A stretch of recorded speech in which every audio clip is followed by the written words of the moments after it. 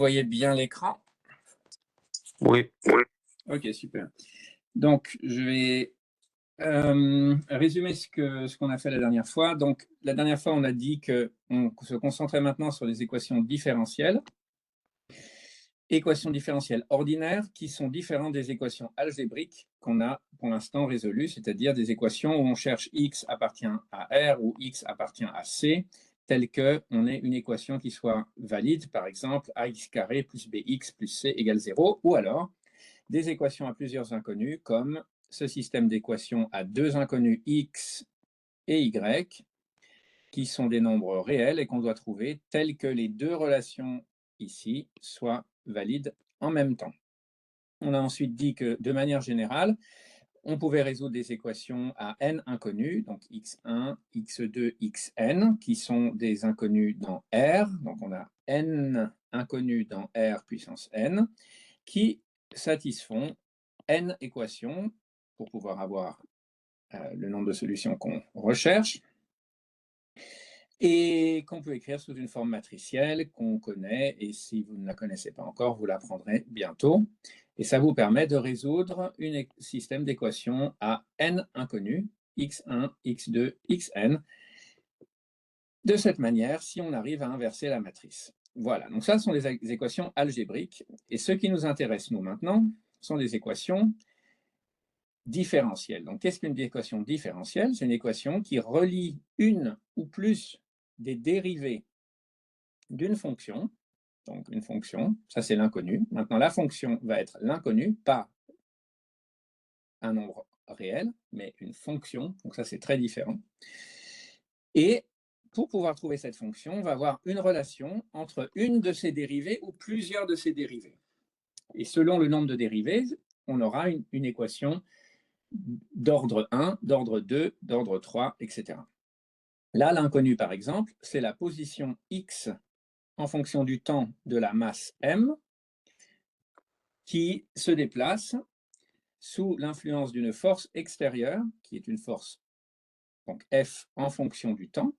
Ça s'appelle justement un mouvement forcé, parce qu'on applique une force. On a donné un exemple plus tard dans le cours sur les tremblements de terre, et qui est retenu par un ressort de raideur K, qui applique donc une force élastique sur la masse, qui la retient, qui l'empêche de bouger, alors que la force F essaye de la forcer à bouger, et un dashpot, ou on peut dire un amortisseur, C, qui fait le rôle d'amortisseur exactement, et qui permet à la masse de ne pas trop osciller, donc de ne pas trop bouger, qui donne au système la capacité à dissiper de l'énergie. Et c'est ce qu'on a sur une voiture. Quand on a une voiture avec un pneu, le pneu, vous pouvez imaginer que ce truc-là, c'est la masse, qu'il est relié à un ressort, et qu'en parallèle du ressort, on a un amortisseur, comme ça, qui permet de diminuer l'amplitude de l'oscillation.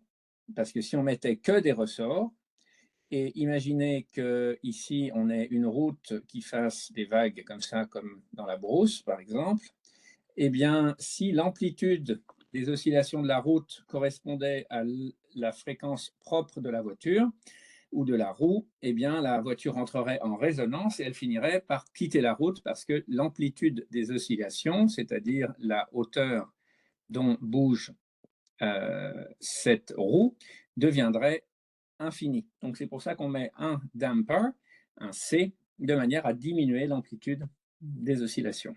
Voilà, donc ça, c'est un système de suspension qui est nécessaire pour éviter tous les problèmes d'oscillation avec des amplitudes trop hautes.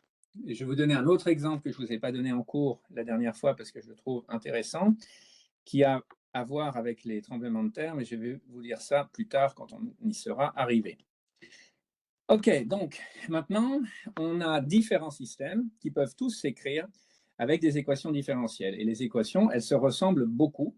Donc, comme on voit ici sur cette petite encadrée, on voit qu'on peut prendre un exemple en mécanique, donc un système masse-ressort damper, où l'inconnu, ça s'appelle X, c'est une position, Et l'équation, bah, c'est l'équation de Newton, tout simplement. Donc, ça relie l'accélération multipliée par la masse, c'est le premier terme. Deuxième terme, c'est un terme visqueux, donc c'est un terme qui diminue l'énergie, qui permet une dissipation énergétique. Et le troisième, c'est un terme élastique, qui permet justement une restauration intégrale de l'énergie, puisqu'il n'y a aucune perte dans toute déformation élastique, il n'y a pas de perte énergétique. Toute l'énergie est restituée intégralement. Ce qui veut dire que si on a un système avec un seul ressort et qu'il n'y a aucun frottement, donc aucune perte énergétique, eh bien la masse va osciller de gauche à droite pour l'infini et ne jamais s'arrêter. Même chose avec un pendule, si on n'a pas de frottement dans l'air, si on n'a pas de frottement visqueux, eh bien le pendule va osciller de gauche à droite pour toujours, sans s'arrêter. Et ça, c'est une force qui s'appelle une force élastique, qui a toujours du style Kx. Dans ce cas-là, ce n'est pas Kx, c'est Kθ, mais c'est exactement la même chose. Voilà, et ça, vous avez dû le voir en cours de physique, normalement. Maintenant, ce qui est chouette, c'est que pour les cas électriques, les cas en génie civil, population, dynamique des populations, cas en génie biomédical, tout est exactement la même chose. On arrive toujours à trouver une équation qui ressemble. Alors, vous allez me dire peut-être que c'est parce qu'on n'est pas très créatif et que tout simplement notre compréhension du monde est restreinte par le fait qu'on doive utiliser les mathématiques pour écrire la formulation du monde. Ça, c'est tout à fait possible.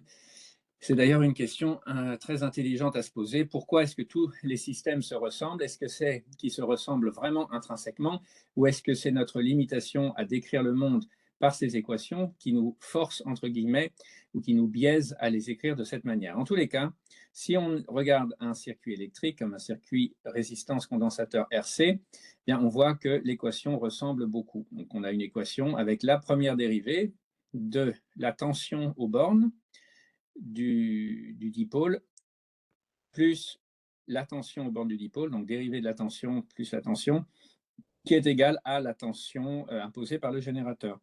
Et de la même manière, si on regarde par exemple la loi de Newton qui permet de calculer la diminution ou l'augmentation de la température d'un objet étant donné la température ambiante, eh bien on voit qu'on a aussi un T point, c'est une dérivée par rapport au temps, donc le point, je vous répète, en physique, c'est toujours une dérivée par rapport au temps. Donc T point, c'est dérivée de la température par rapport au temps, égale une constante multipliée par T moins la température ambiante. Donc on voit qu'on relie le T avec le T point, de la même manière qu'ici, on relie le V point avec le V.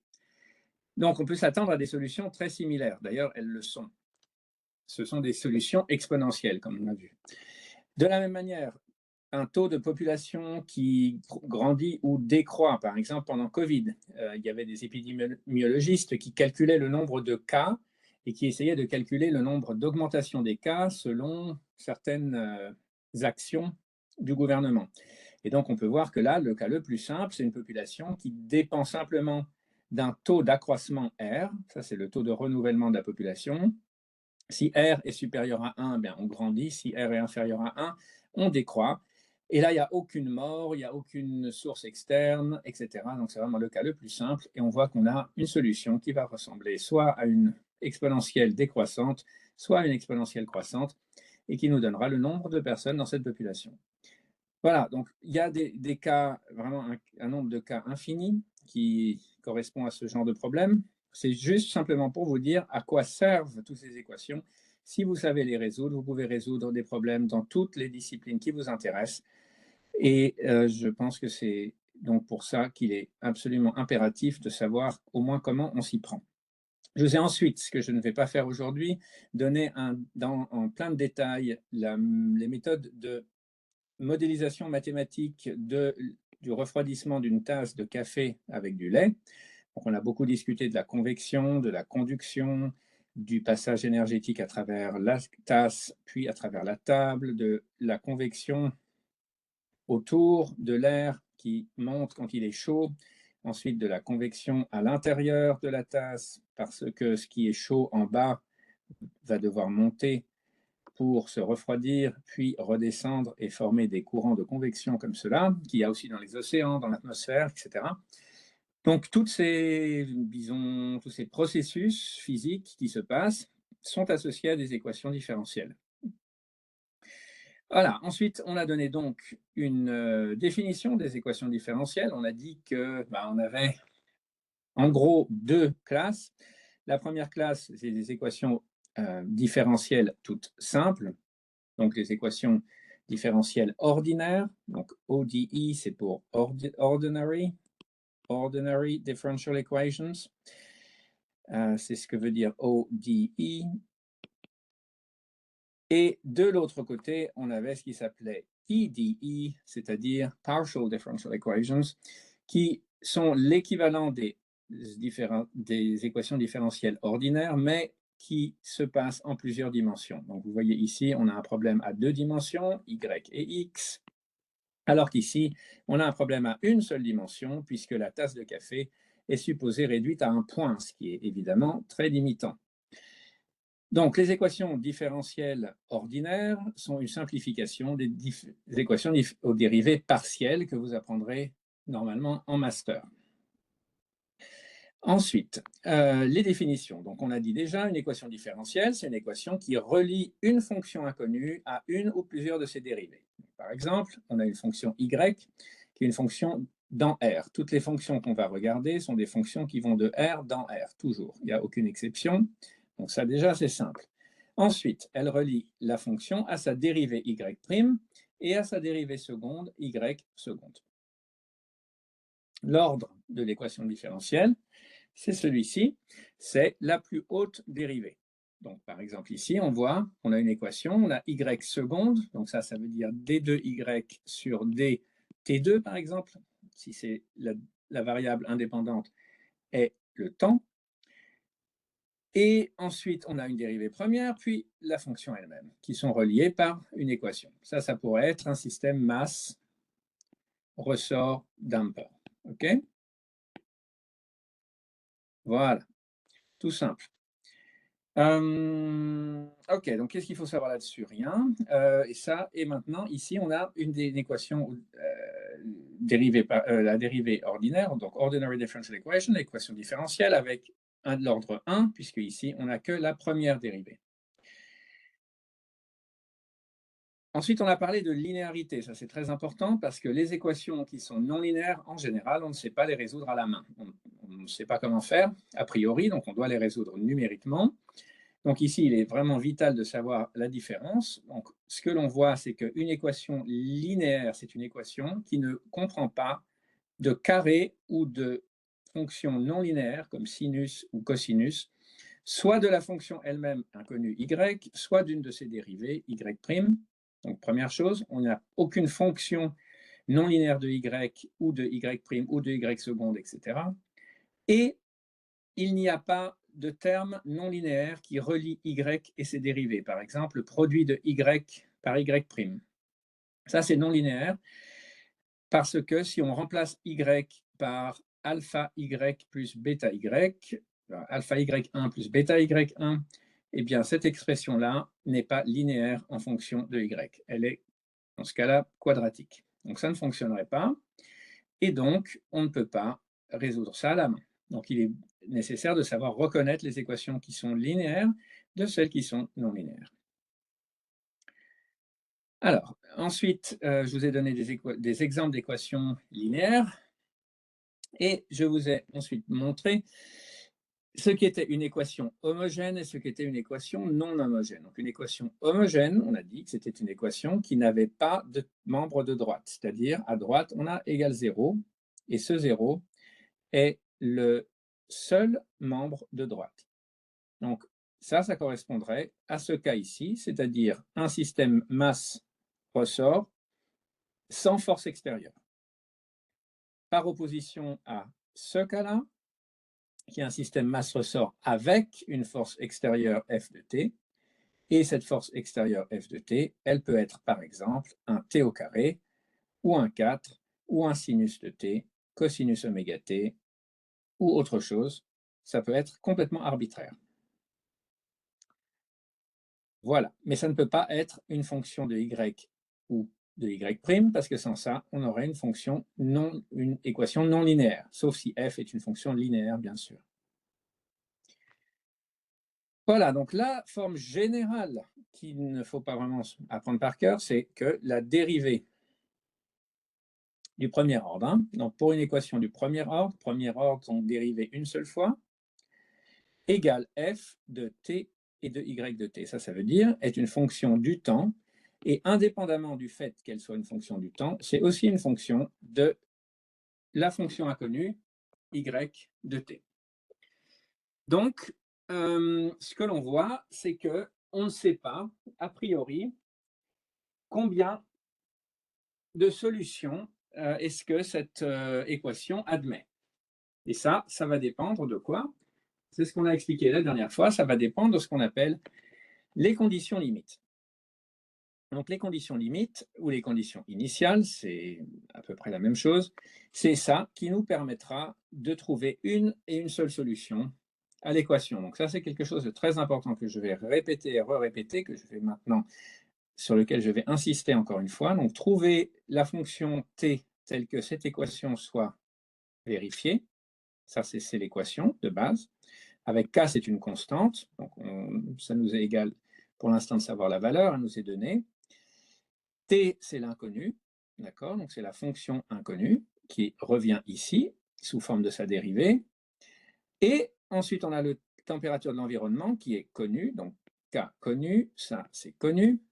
Mais maintenant, la question c'est, eh bien, quelle est la température initiale? Parce que bien sûr, comme on l'a vu la dernière fois, si on commence par une température initiale qui est cette valeur ici, eh bien, on va suivre une certaine courbe jusqu'à atteindre la température de l'environnement, qui est cette courbe ici en pointillé. Mais bien sûr, si on commence avec une température initiale qui est plus petite, comme T0 étoile par exemple, eh bien là, on voit bien qu'on commence plus bas et qu'on finit au même endroit, mais on commence quand même plus bas.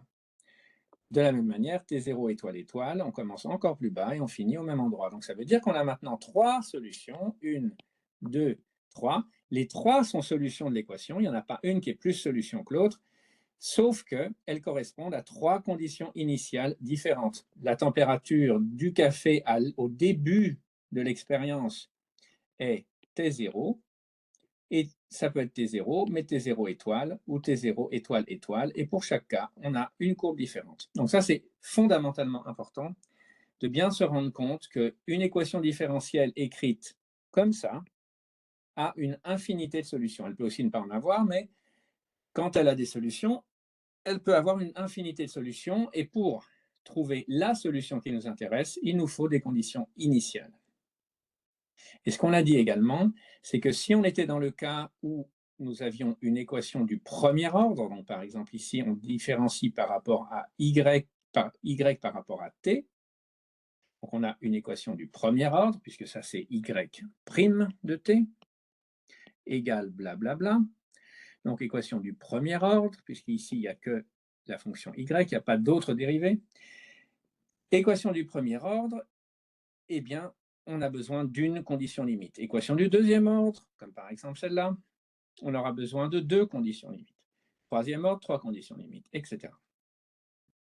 Voilà, donc là, je vous ai donné l'exemple d'un système d'équations couplées, qui est un système simplement de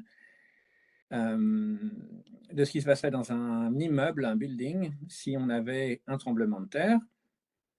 Donc, en général, on modélise l'immeuble par des systèmes de masse et de ressort, comme on a fait ici.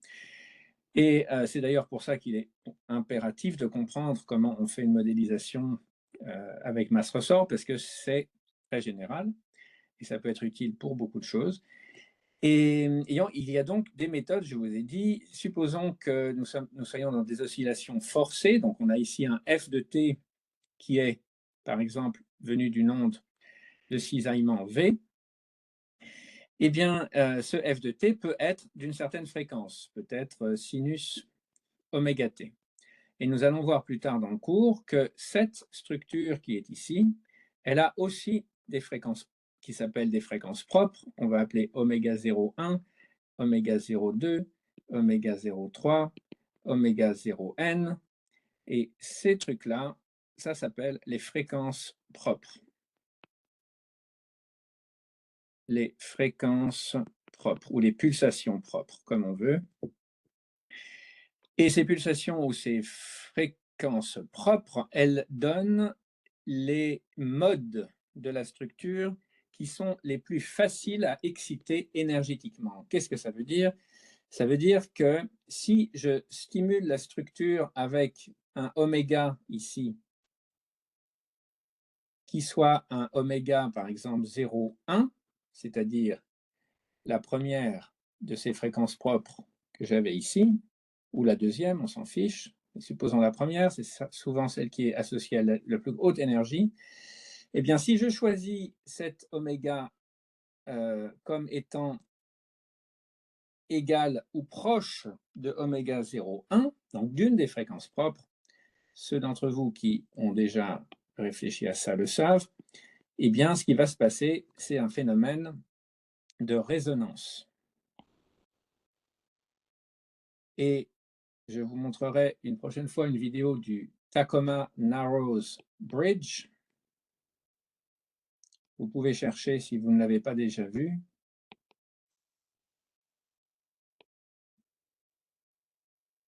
C'est à Seattle,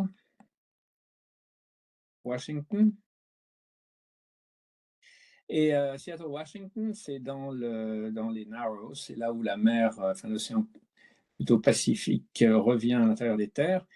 Et si vous y allez, maintenant il y en a un nouveau de pont, mais bref. Et il y a eu un accident énorme où le vent soufflait à une certaine fréquence, a forcé le pont à entrer en oscillation, et ces oscillations ont augmenté d'amplitude jusqu'à ce que le pont se brise et tombe dans la mer en dessous, avec des personnes qui étaient encore sur le pont à ce moment-là, et une voiture en particulier. Il y a un film qui est très connu où on voit la voiture qui saute de gauche à droite sur le pont, tellement l'amplitude d'oscillation du tablier est énorme. Et la personne qui tout simplement sort de la voiture et tranquillement part du pont, alors que quelques secondes plus tard, le pont s'effondre. Donc c'est vraiment un petit film en noir et blanc qui est incroyable à regarder si vous vous intéressez à ça. Et la seule raison de cette chute, après ce qu'on sait en tout cas pour l'instant, c'est que le vent ne soufflait pas très fort, mais il soufflait à une certaine amplitude, à une certaine fréquence. Donc il soufflait à cette fréquence ici. Donc c'était vraiment le terme F de T, c'était ce oméga ici que je viens de montrer par une flèche, qui était très proche de ce oméga 0,1 qu'on a ici. Et comme les deux étaient proches, eh bien, le système est rentré en résonance. Donc c'est pour ça que sur certains bâtiments au Japon, par exemple, vous avez des systèmes qui tentent d'empêcher les, les oscillations d'augmenter trop en amplitude. Donc ce qu'ils font parfois, ce sont des systèmes qui sont vraiment incroyablement ingénieux. Donc bien sûr, il n'y a pas une seule solution, hein. Il y a plein de méthodes pour pouvoir mettre au point des systèmes anti-sismiques, mais une des méthodes, c'est de faire un système comme cela avec un cylindre qui oscille à l'intérieur d'un autre cylindre. Donc ça, c'est un cylindre en béton, en acier.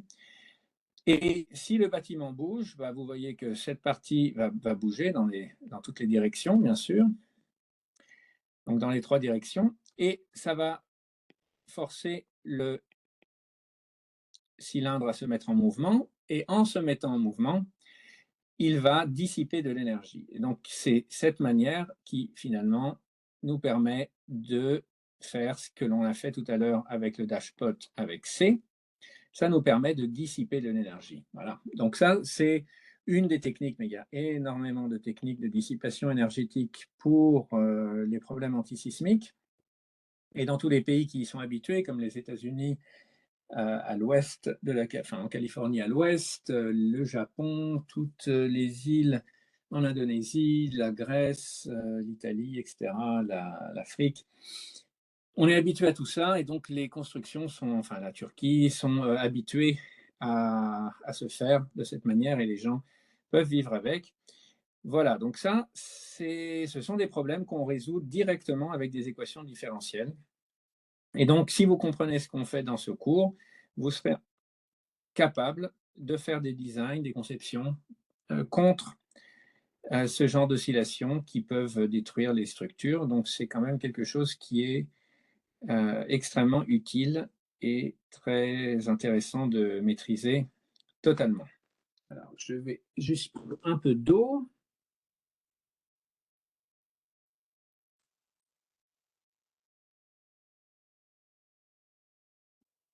Voilà. Alors, maintenant, ce qu'on a dit la dernière fois, c'est qu'il y avait des équations qui étaient séparables et des équations qui n'étaient pas séparables. Donc, on a commencé par les équations les plus simples, c'est-à-dire les équations séparables. Donc, qu'est-ce que ça veut dire, équation séparable? Ça veut dire qu'on a un dy sur dt d'un côté, et de l'autre côté, un f de t, y de t. Ça, jusque-là, c'est totalement normal. C'est une équation différentielle de base. Ce qui la rend séparable, c'est qu'ici, on a la possibilité de différencier, donc de séparer la dépendance par rapport au temps, t, de la dépendance par rapport à l'inconnu y. C'est-à-dire justement que le y qui est ici dépend du temps, que f dépend du temps aussi, mais que cette dépendance du temps n'est existante que dans la fonction g. Donc le temps n'appartient que à ce terme-là, n'existe que ici. Ici, il n'y a plus de temps. Donc ça veut dire que la méthode est beaucoup plus simple. Donc la méthode de résolution, c'est tout simplement de faire ce qu'on a fait ici, de nous dire que, OK, on a un dy sur dt, donc ça c'est un y'. Ce y', c'est égal à g de t fois h de y. Et maintenant, on doit trouver y tel que ça marche. Donc là, ce qu'on fait, c'est tout simplement, on prend le dt, on le met de l'autre côté, on prend le h, on le met de ce côté, ça nous donne cette équation, on intègre. Quand on intègre, on n'oublie pas le c, d'accord? C'est une constante qui appartient à R et qui est justement, qui dépend des conditions initiales. D'accord? Donc ce truc-là, ça dépend des conditions initiales.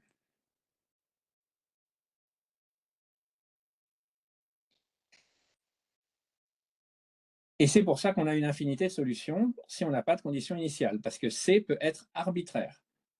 D'accord? Évidemment, puisque quand on intègre, on a toujours une constante d'intégration, puisque si on redifférencie, on prend la dérivée de l'encadré qui est ici, on prend la dérivée, eh bien tout ce qu'on va retrouver, c'est ça. Et ça, c'est toujours vrai. Et la dérivée de la constante, ça sera 0, donc elle disparaîtra. Donc ça veut dire qu'on a ici une forme faible qui comprend donc une constante C qui est arbitraire. Donc maintenant, on a pris plusieurs exemples. Je vous ai envoyé les nouvelles notes de cours avec cet exercice corrigé et l'exercice sur la concentration O2 corrigé en détail pour que vous puissiez re-regarder de manière plus précise. Je ne vais pas refaire ça maintenant parce que vous pouvez le lire. On l'a déjà fait une fois, donc on ne va quand même pas tout refaire deux fois. Voilà, il faut juste être capable de faire ce calcul. Donc ça, c'est vraiment quelque chose qu'il faut savoir faire. Il n'y a vraiment aucune difficulté. Vous pouvez faire autant d'exercices que vous voulez dans le cours. Ça n'est vraiment pas un problème. C'est très facile et tout vous est expliqué. D'accord? Donc voilà, c'est cet exercice-là dont j'ai remis une correction plus détaillée dans les notes de cours pour que vous puissiez suivre de manière plus claire. Voilà, et ça, c'est la solution générale qu'on trouve à la fin. Au niveau de l'ordre de difficulté, c'est quelque chose qu'on peut tout à fait avoir au test en janvier. Donc ça, c'est vraiment des choses qui sont faciles et que vous pouvez totalement avoir au test en janvier. Donc appliquez-vous, entraînez-vous et ça vous permettra d'être bien prêt. Camilo fera plusieurs exemples pour vous aider à vous y préparer. Voilà, donc dans le cours, je ne vais pas tout réécrire ici parce que honnêtement, c'est vraiment une perte de temps. Mais vous avez, donc ce que je vais faire, c'est que je vais tout simplement vous montrer différents exemples que je vais copier du cours et que je vais vous mettre ici à l'écran, en espérant que ça fonctionne, parce que le réseau est quand même assez moyen. Ça marche, OK. Donc, ça, c'est juste pour vous dire le type d'exemple que l'on peut résoudre avec ces équations séparables. Donc, il y a quand même un très grand nombre d'exemples différents, hein. Donc, on voit bien un circuit RC, la loi de Newton, concentration de médicaments dans le sang, décroissance radioactive d'un composé radioactif. Donc ça, vous savez que les composés radioactifs se décomposent. Monsieur, Oui. c'est sur quelle page? Alors, sur les nouvelles notes de cours, c'est page 72, 72. C'est 4, 2, 3.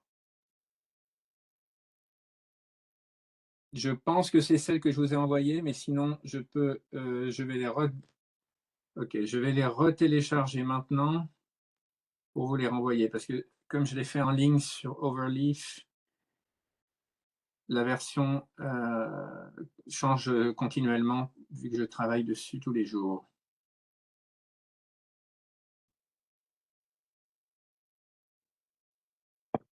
Ah, c'est en train de compiler. Dès que ce sera terminé, je vous l'enverrai. Donc ces pages, je vais vous l'écrire.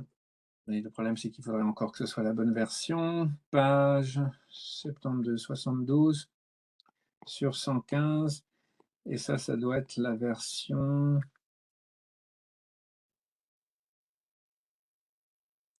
16, 17.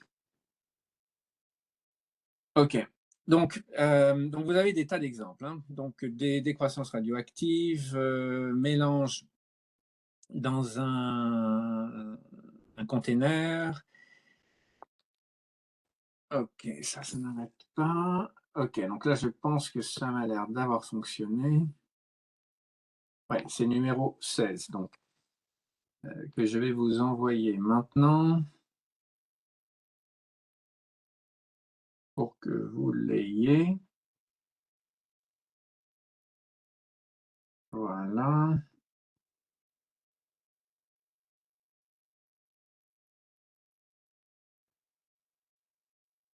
Voilà, c'est celle que je viens de mettre, c'est la version donc 17.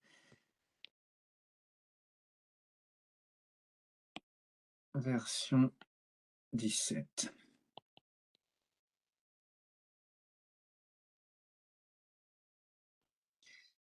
Voilà.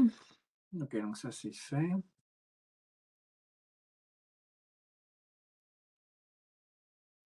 Voilà, donc ça, ce sont des exemples. Mais il y a énormément d'autres exemples. D'ailleurs, je vais vous les redonner ici pour que vous les voyez à l'écran. Sinon, c'est aussi dans vos notes. Page 73.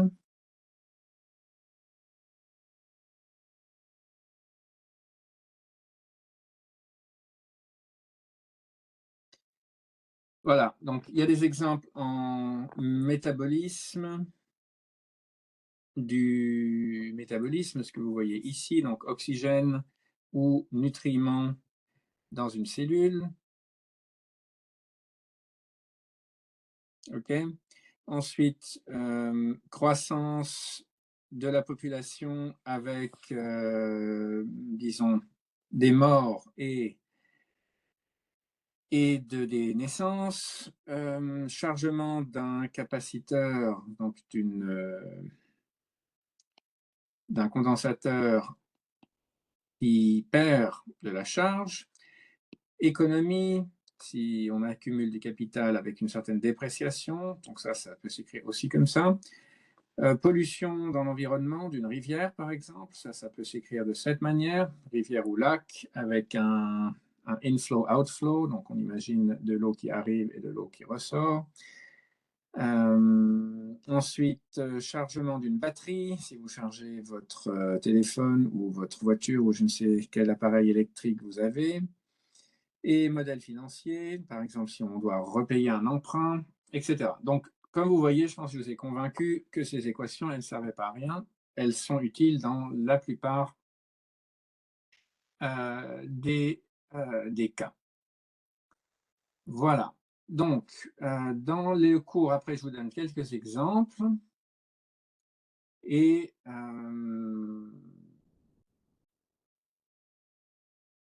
je vous montre ensuite comment on résout ces équations. Donc, encore une fois, on va reprendre l'équation de base. Donc ça, c'est l'équation de base dans le cas non séparable.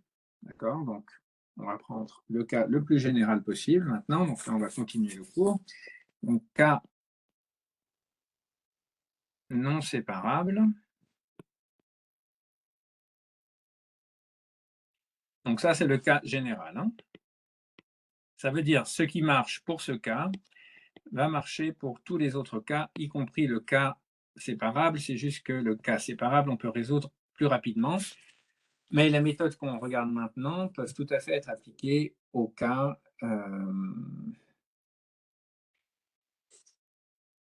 séparable. OK, donc qu'est-ce que ça veut dire cette chose-là? C'est très simple. On va avoir une équation du style y' de t plus p de t y de t égale q de t.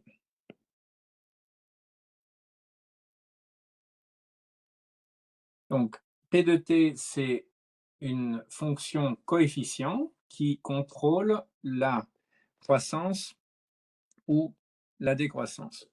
Donc ça, c'est une fonction qui contrôle la croissance ou décroissance. Donc, ça peut être une constante, comme on a vu sur la loi de Newton. Ça peut être plus ou moins n'importe quoi. Il n'y a pas trop de règles, il faut juste que ce soit suffisamment différenciable.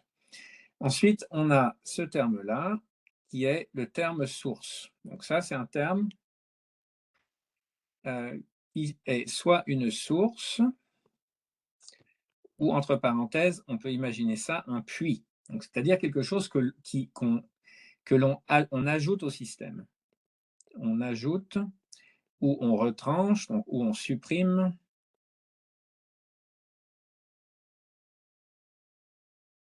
au système. Donc, soit on ajoute, soit on l'enlève, mais c'est la même chose, c'est juste dans un cas, on a un plus, dans l'autre cas, on a un moins. Donc, par exemple, on peut imaginer, qu'est-ce que ça veut dire ça? Si on a un lac et qu'on regarde la quantité d'eau et qu'il pleut. D'accord? Donc, s'il pleut, si ça c'est un lac, alors là, il ne va pas falloir trop me poser de questions sur les couleurs, d'accord? Ça, c'est un lac, il pleut, ça, c'est donc une source.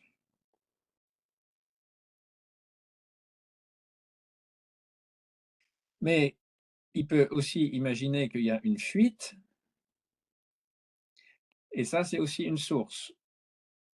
Mais c'est moins. D'accord? Donc ça va être une autre manière de dire qu'on perd de l'eau. D'accord? Donc si on regarde la quantité d'eau à l'intérieur du lac, on a une source et on a aussi une fuite qui est aussi une source, mais une source négative. Donc. OK, c'est tout. Bon, ça, c'est ce qui vient donc de l'extérieur. Donc la source, ça vient de l'extérieur.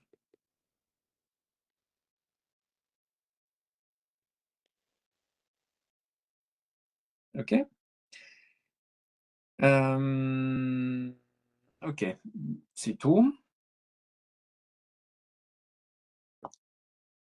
Donc, je vous ai donné un exemple. Monsieur, Oui, bien sûr. j'ai encore une question par rapport les exemples que on Oui, a reçus de vous.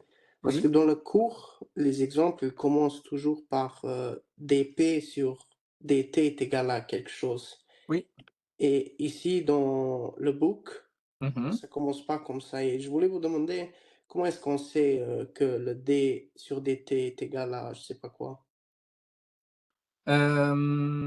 Ok, alors, la question, c'est sur les notations, hein. Donc, ce que vous me demandez, c'est... Alors, on va reprendre.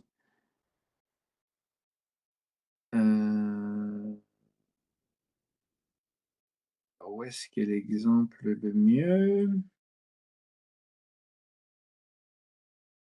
Par exemple, ça, oups, vous parlez de ça? Oui. Ok. Donc, ce que je vais faire, je pense que ce sera plus simple, tout simplement de...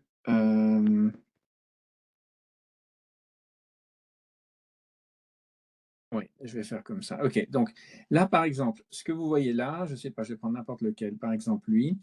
Donc ici, ça commence par P', ici O', Q', K', etc. D'accord? P'. Et c'est ça qui vous pose un problème. E', D'. OK? Et dans les notes, vous me dites que là, j'ai écrit un truc différent, c'est-à-dire j'ai écrit D quelque chose sur DT. Donc, je vais vous expliquer ça tout de suite, c'est très facile à comprendre. O', ça, c'est égal, c'est la même chose que DO sur DT. P', c'est la même chose que dP sur dt. C'est juste la définition. C'est la même chose. Q' de t, c'est dq sur dt. Et quand je dis égal, ça veut dire égal avec 3 lignes, c'est-à-dire c'est la définition. C'est pas juste que c'est égal, c'est la définition. D'accord? Ça veut dire exactement la même chose. C'est-à-dire que si j'écris Q' ou dq sur dt, je veux dire pareil. Il n'y a aucune différence. Est-ce que ça répond à la question? Oui, mais alors ça veut dire que le P', T est égal à RP. Par exemple, dans notre cas, on a écrit dP sur dt est égal à RP et Mhm. RP est égal à P', T ou Oui. Ici, par exemple. oui. Ouais. Donc, ici, oui, c'est ça. Donc, ici, on a, si on écrit ça différemment, on écrit donc dp sur dt, qui est une fonction de t, plus r p de t égale h. Voilà. C'est tout. Et ça, on peut le résoudre exactement comme on a dit précédemment, c'est-à-dire en divisant par, en résolvant l'équation homogène. Je vais vous expliquer tout après. Ok? Est-ce que ça a simplifié un peu votre compréhension? Oui, merci. Ok, je vous en prie. Merci beaucoup pour les questions. C'est très utile. Si vous les posez, je suis sûr qu'il y en a plein d'autres qui se les posent aussi. Monsieur, Oui, quand on arrivera dans le test, par exemple, la façon de noter, il n'y égal. a pas de problème, c'est égal. Oui, Ok, ça va. totalement égal. Merci.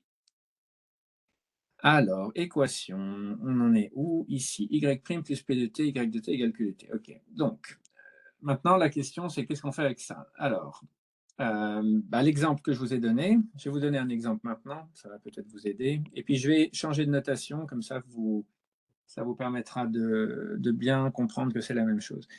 Donc, ça, c'est dy sur dt, qui est une fonction de t, plus p de t, y de t, égale q de t. Alors, l'exemple de la loi de Newton, qu'on avait appelé Newton's cooling law, je l'écris en anglais parce que pourquoi pas, après tout c'est Newton. Alors, voilà, Newton's cooling law, c'était exactement ça, c'est-à-dire dy sur dt, qui est une fonction de t, plus ky de t, égale q de t. Donc ça, c'était la source de chaleur. Donc ça vient de l'extérieur. Donc, par exemple, si on chauffe la tasse de café, ce terme-là, c'est, enfin, tout ce terme-là, ça, c'est la perte de chaleur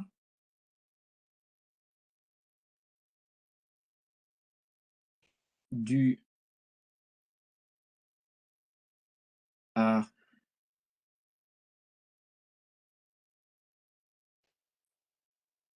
l'environnement. Donc, ça, c'est toute la perte de chaleur. Et ça, bah, le dy sur dt, c'est juste le changement de température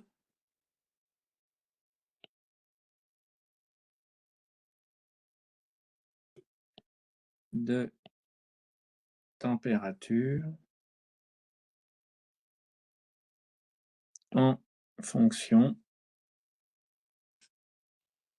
du temps. Voilà, donc ce que veut dire cette équation, si on y réfléchit 2 minutes, ça veut dire un truc hyper facile à comprendre. Ça veut dire que le changement de température, il est dû à deux choses. Quelque chose qui vient de l'extérieur, c'est-à-dire la source de chaleur qui vient de l'extérieur, et une perte de chaleur qui vient de la différence de température entre l'extérieur et la tasse de café ou la chose dont on s'occupe. Voilà, et c'est tout.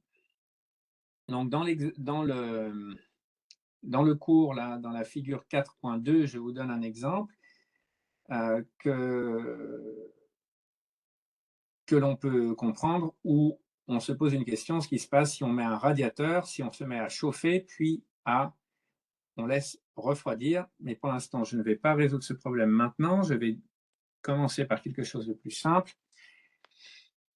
et vous apprendre comment on résout cette équation. Donc, maintenant, on va voir la méthode générale.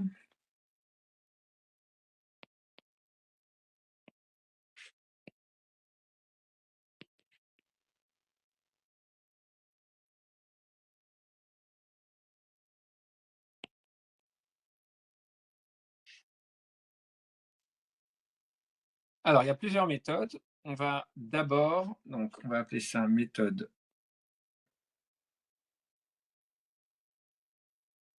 1. Alors, elles sont toutes valables, il n'y en a pas une qui est meilleure que l'autre. C'est juste une question et une question de rapidité parfois. OK? Donc, première chose, quand on a cette équation, une équation là, qu'est-ce qu'on fait quand on regarde cette équation? Il faut tout de suite se poser une question. Alors, quelle est la question qu'on se pose quand on regarde cette équation? Alors, premièrement, on se pose la question, on regarde ça, et on voit qu'on a un blablabla plus un autre blablabla égale un truc à droite qui n'est pas 0. Donc, et ça, ce n'est pas 0, différent de 0. Donc, ça veut dire que cette équation est inhomogène.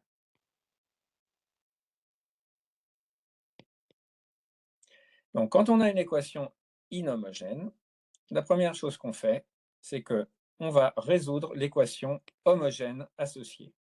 Donc, on va commencer par ça. Et on va résoudre la nouvelle équation, c'est-à-dire celle-là, avec un blablabla, on se fiche de ce que c'est, plus un autre blablabla, mais cette fois égale 0. OK? Donc ça, c'est homogène.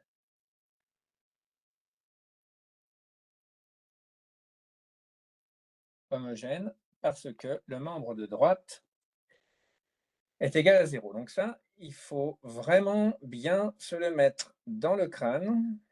C'est fondamentalement important de savoir la différence entre une équation homogène et une équation inhomogène. Okay? Donc, on ne peut pas résoudre directement une équation inhomogène. D'accord? Donc, ce truc-là, on ne peut pas résoudre directement. On doit toujours passer par l'équation homogène. D'accord? Donc, inhomogène ne peut pas être résolu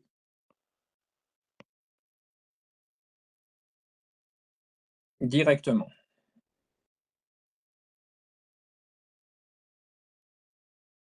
On doit passer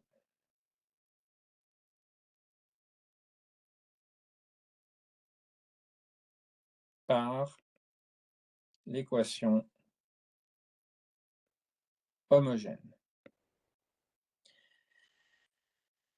OK, alors maintenant, ça, c'est bien parce que c'est toujours valable pour n'importe quelle équation différentielle. Pas seulement du premier ordre, pas seulement du deuxième, pas du troisième, mais toutes les équations différentielles. Ça, c'est valable pour toute équation différentielle. Il faut bien se souvenir de ça.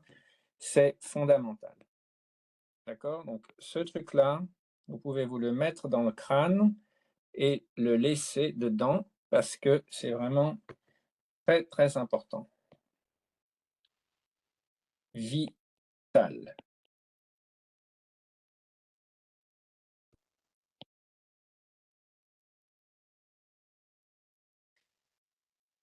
D'accord? Toujours se ramener à l'équation homogène. Et on va voir tout de suite pourquoi. C'est très logique. On va donc d'abord, donc grand 1, grand A, résoudre l'équation homogène.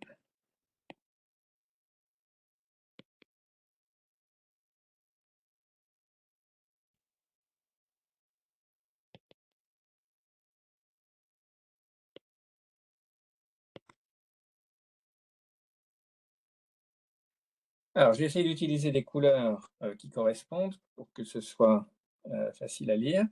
Donc, l'équation homogène, c'est celle-ci, y' de t. Donc, encore une fois, ça c'est pareil que dy sur dt, plus p de t, y de t, égale 0.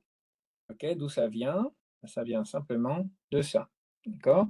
Ce truc-là, c'est y' de t. Donc, on a y' de t plus ky de t égale 0, parce que ça, c'est homogène. D'accord? Ben, ça c'est bien, parce que pour résoudre ce truc-là, tout ce qu'il faut faire, alors on peut faire différentes choses, mais si on l'écrit comme ça, on peut faire y' de t divisé par y de t. Donc ici, on suppose que y de t est différent de 0, plus p de t égale 0. Et vous avez remarqué, attention, on peut diviser par y de t d'une part parce qu'il n'est pas 0, ça aide. D'accord? Donc ça, on a juste supposé que y de t n'était pas 0. Heureusement, parce qu'une solution qui est 0, c'est pas très intéressant, puisque ça marche toujours. D'accord? 0, c'est toujours une solution, cette équation. Donc, une fois qu'on a trouvé que 0, c'est une solution qui ne nous intéressait pas, on peut toujours dire que maintenant, on peut l'enlever. Donc, on divise par y de t, ça c'est une chose. Et ce qui est intéressant, c'est que comme ici, on a 0, bah, quand on divise par y de t, il ne se passe rien à droite. Alors que si on prend l'équation qui est non homogène, c'est-à-dire ça, et on voit que là, si on divisait par y de t, ben on aurait q de t divisé par y de t, on ne saurait pas trop quoi faire avec, parce qu'on aurait toujours un y de t ici. Et ça, on n'en veut pas. Donc maintenant qu'on est à 0, ça nous arrange bien, parce que ça nous permet de diviser par y de t sans avoir à se poser de questions. OK? Donc ça, c'est quand même assez agréable de se dire, tiens, maintenant, on peut diviser par y de t et tout le monde s'en fiche. C'est pas un problème. OK, maintenant, on peut donc intégrer ce truc. On a y' sur y plus p de t égale 0. Donc, ça nous donne y prime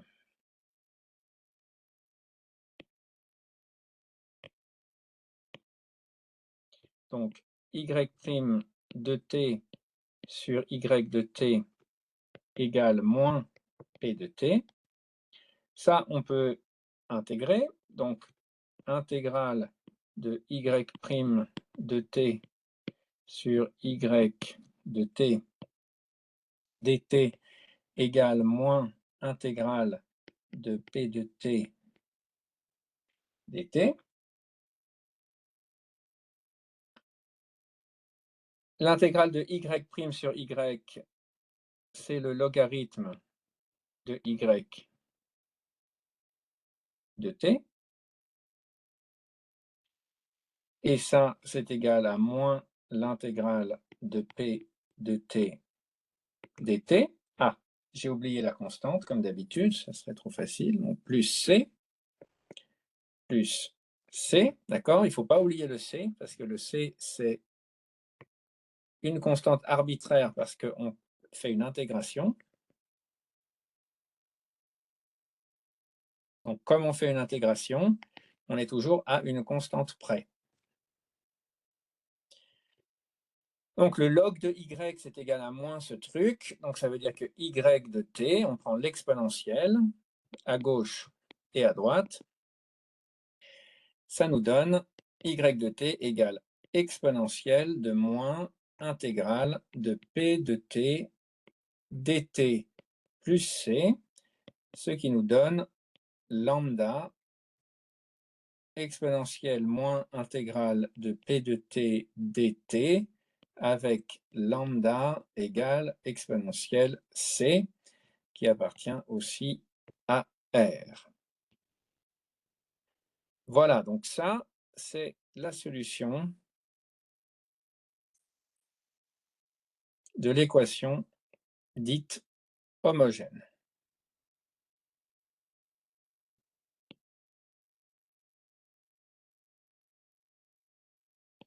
On va appeler H.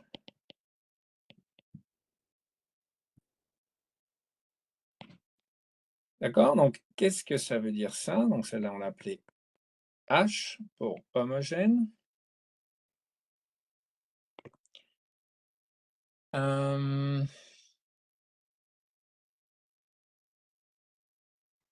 Voilà. Qu'est-ce que je voulais dire là-dessus? C'est tout. Donc, maintenant, il nous faut maintenant calculer. Donc, ça va être la partie grand 1 B.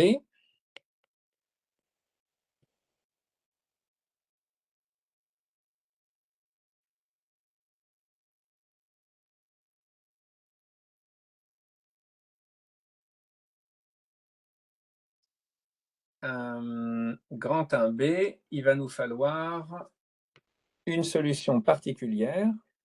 Donc, solution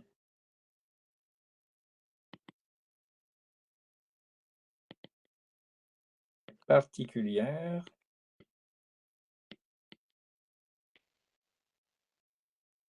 de l'équation non homogène.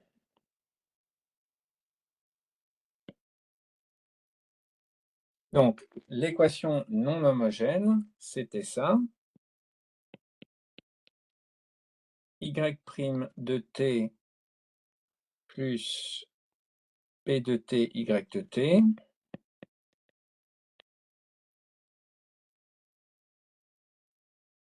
Égale Q de t. Voilà. Donc, ça, c'est l'équation non homogène. D'ailleurs, plutôt que d'écrire comme ça, on va juste écrire E. Parce que c'est l'équation qu'on veut résoudre. Donc là, l'idée, c'est de chercher une solution YP pour particulière, d'accord,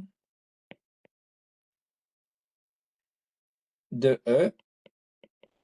Et donc, au test, je vous dirais vérifier que cette équation est une solution. D'accord? Je ne vous dirai pas,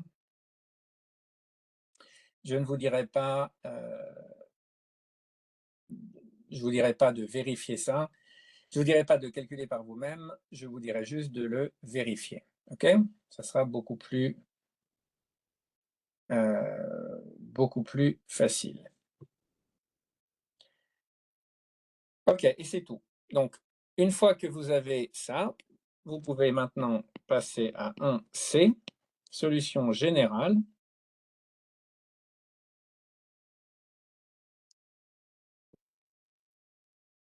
Donc, je vais quand même vous dire au test, nous vous demanderons juste de vérifier que YP est solution. Donc, comment on fait pour vérifier que YP est une solution? Ben, c'est quand même assez simple. On prend YP, on calcule YP', et ensuite on calcule YP' plus P de T, Y de T, et on vérifie que c'est égal à Q de T. Voilà. Donc ça, c'est la petite partie pour le test.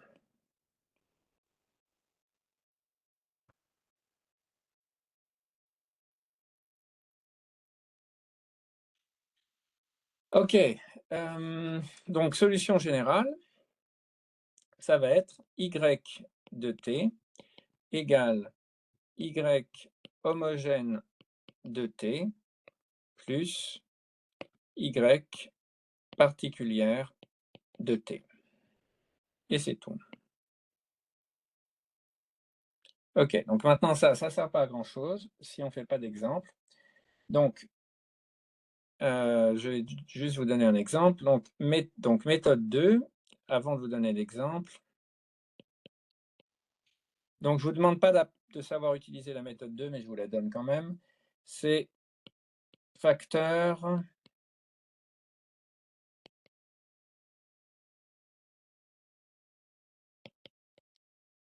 d'intégration. Donc,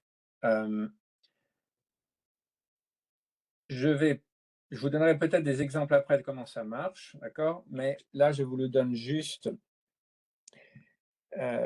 comme copie directe de ce qu'il y a dans les notes de cours, page 75. C'était la version combien déjà? 17.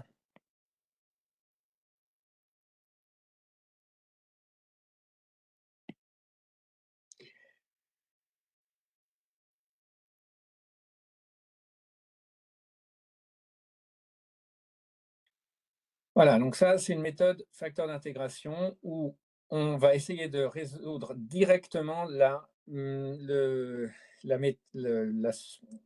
l'équation non homogène. Bon, ça ne marche que dans certains cas.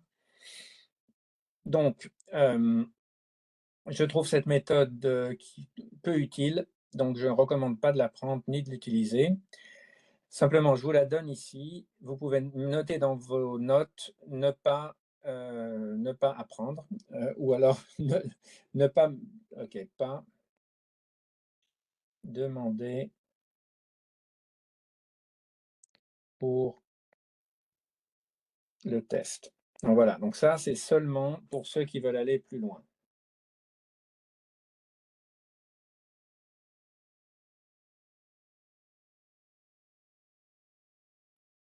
On va dire du challenge. Voilà. Alors, ceux qui veulent du challenge, vous pouvez essayer de comprendre ça. C'est pas du tout dur, hein. C'est juste un peu un peu pénible à écrire. Voilà. Moi, j'aime pas trop cette technique. Voilà. C'est assez élégant, mais ça me plaît pas. Je préfère la méthode générale parce qu'elle fonctionne tout le temps et je n'ai pas besoin de me casser la tête à apprendre 150 méthodes différentes. Voilà.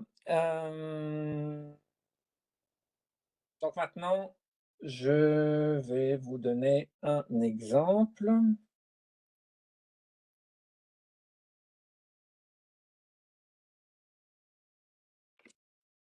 Bon, celui-là, je vous l'ai déjà donné, donc c'est peut-être pas fondamentalement utile.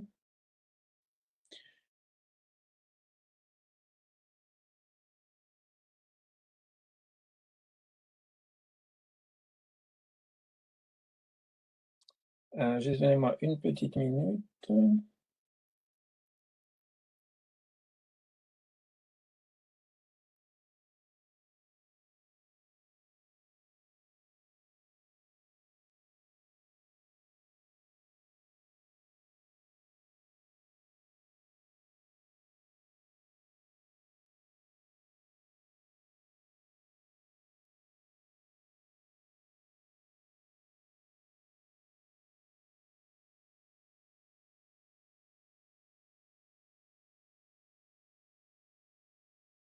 Ok, donc après, dans les notes de cours, je vous parle de l'exactness, donc l'exactitude de solution, etc. Ça, on n'en va pas en parler maintenant.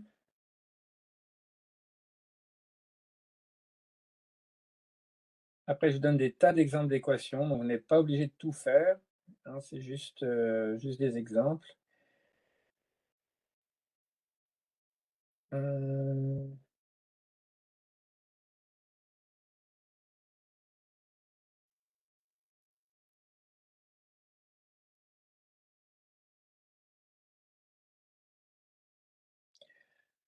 Ok.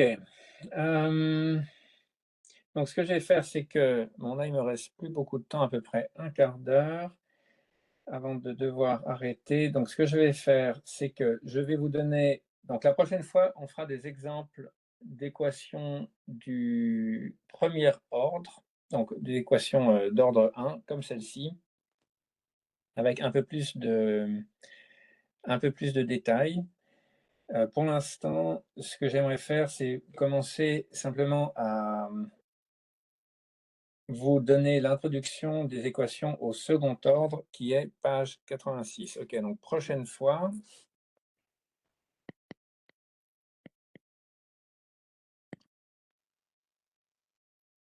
Prochain cours, exemple,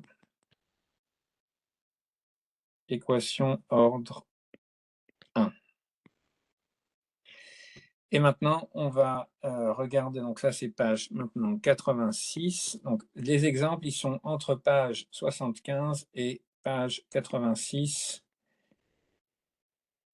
des notes de cours, version 17.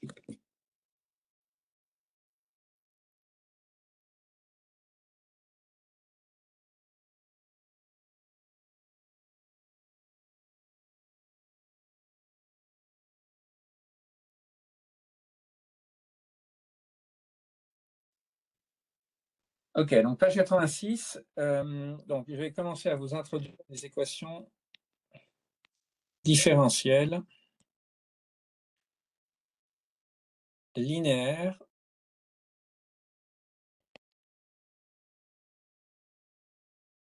d'ordre 2. Ça, c'est chapitre 4.3. Alors, de général, voilà, et j'arrêterai à peu près à 45 pour pouvoir me rendre au prochain endroit où je dois être. Ok, donc la forme générale,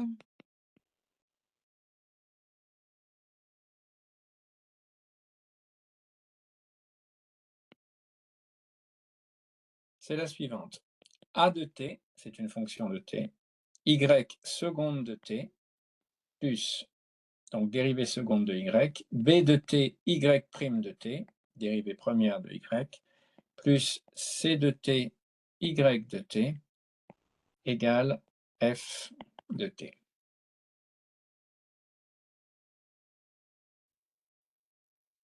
Alors, y, c'est l'inconnu. Donc, c'est une fonction, évidemment.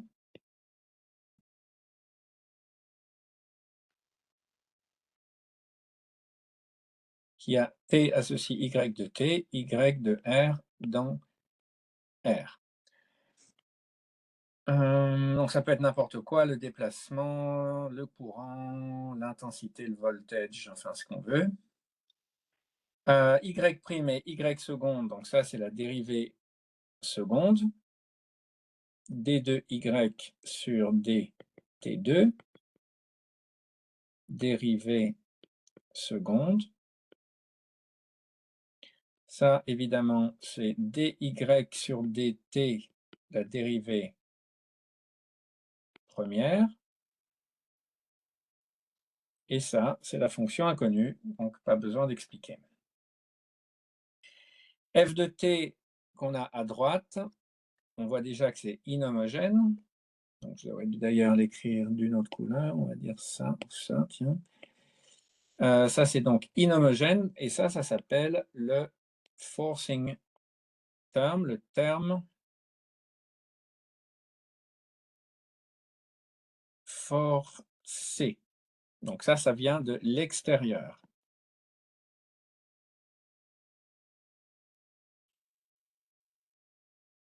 Extérieur, ok.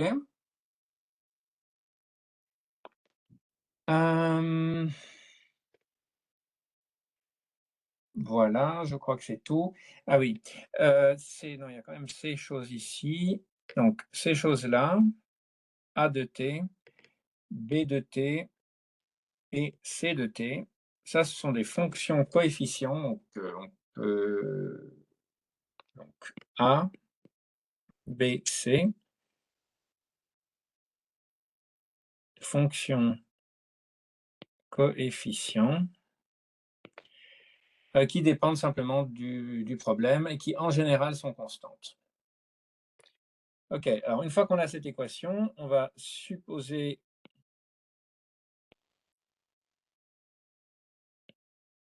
que A de t n'est pas toujours 0, et surtout qu'il ne s'annule pas. On peut donc diviser par A de t, et on obtient y seconde de t plus p de t y' de t plus q de t y de t égale g de t, avec p de t qui est égal à b sur a, et q de t égale c de t sur a de t, et g de t égale f de t sur a de t. Donc ça, c'est une forme normalisée qui est exactement la même chose, sauf écrite avec un 1 devant le y seconde, ce qui est plus facile. Donc, la méthode générale, encore une fois, donc grand 1, 1, équation homogène.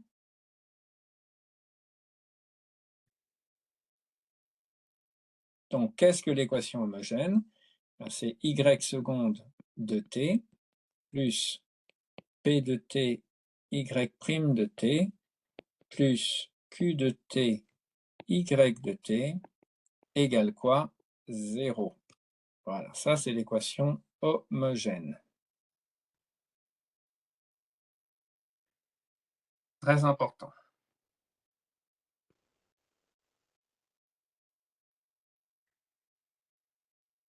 Et cela nous donne le comportement du système quand il est libre. Donc cela décrit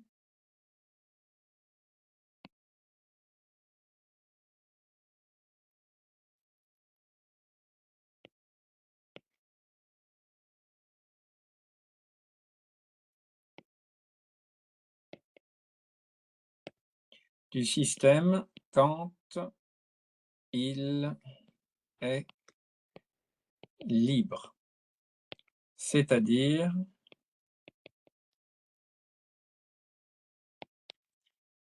non forcé. Donc, par exemple, si on laisse un système masse-ressort osciller tout seul, il va avoir des oscillations libres. D'accord? Il n'y a aucun input extérieur.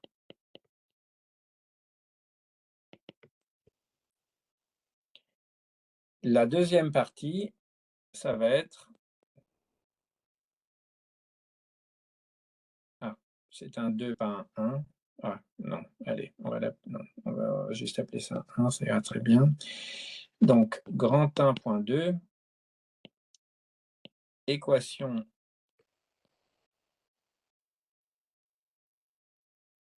inhomogène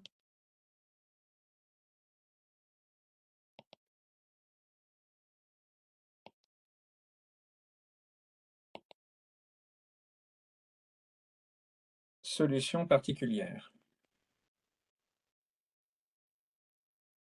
Et là-bas, pour l'équation homogène, c'était la solution générale. D'accord? Ça, c'est la première partie. Et la deuxième partie, on cherche la solution particulière de l'équation inhomogène. Une solution particulière. Hein? Une, parce qu'il y en a plusieurs. Il y en a peut-être même une infinité. Mais là, on en cherche une. Et l'équation inhomogène, c'est celle-là, y seconde plus p de t y prime de t plus q de t y de t égale cette fois g de t. Et ça, c'est différent de 0. Et ça représente le comportement. Donc, comportement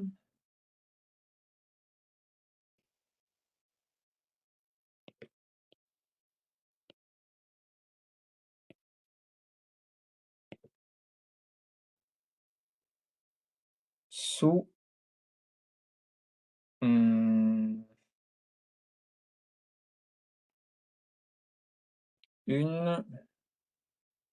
sollicitation externe forcée, ici g de t qui est différent de 0. Et ensuite, troisième partie, solution générale.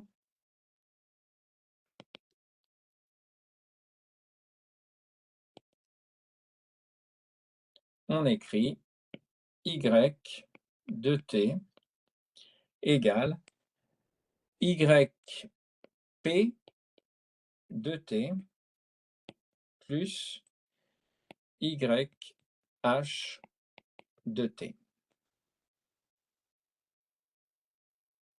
Voilà. Donc ça, c'est une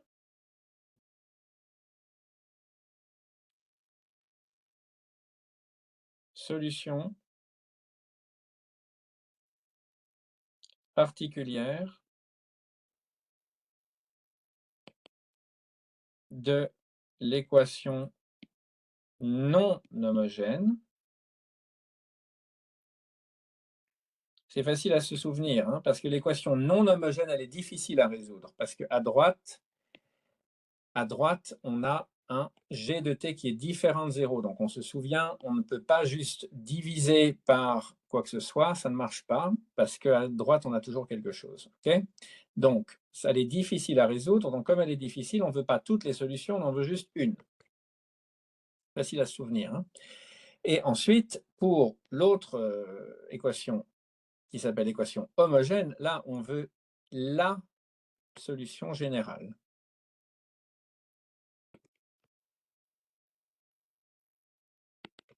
De l'équation homogène, c'est-à-dire sans second membre.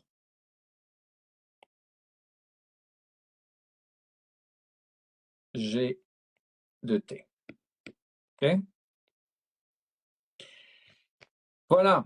Après ça, on utilise les conditions initiales.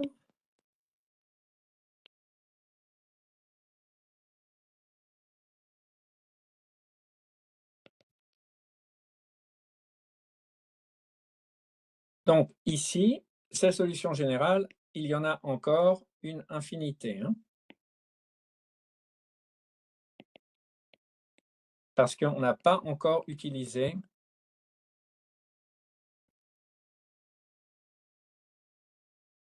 les conditions initiales.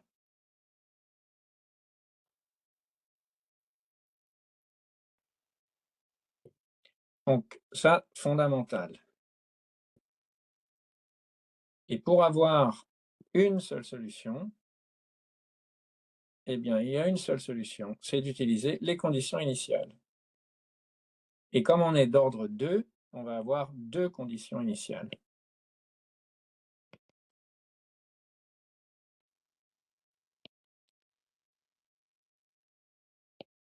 Car l'équation est d'ordre 2.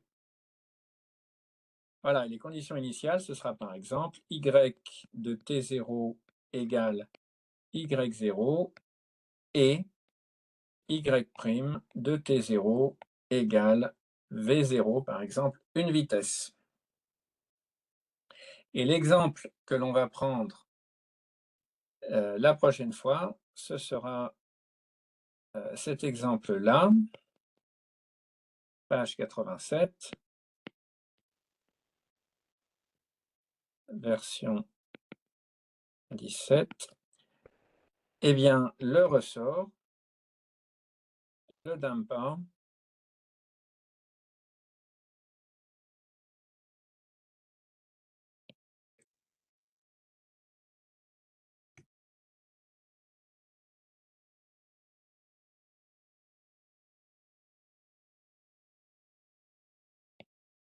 et la force F de t qui, par exemple, peut provenir d'une sinusoïde qui vient, par exemple, de je ne sais quoi, le mouvement du sol, si on est en train de parler d'un amortisseur de voiture. Voilà, donc la prochaine fois, on continuera toutes ces choses, on fera des exemples unidimensionnels, pardon, d'ordre 1 et des exemples d'ordre 2. En attendant, si vous avez envie de vous commencer à vous préparer, vous pouvez lire les notes entre la page 75 et 85, 75, 85, 75, 86, voilà, donc ça ici. Vous pouvez toujours lire ça. Ça peut vous être utile. Et c'est tout. On se voit la semaine prochaine aussi à distance et je vous tiendrai au courant exactement de comment. En attendant, je vous remercie pour votre attention. J'espère que c'était suffisamment clair. J'ai fait vraiment tout ce que j'ai pu. Et voilà, n'hésitez pas.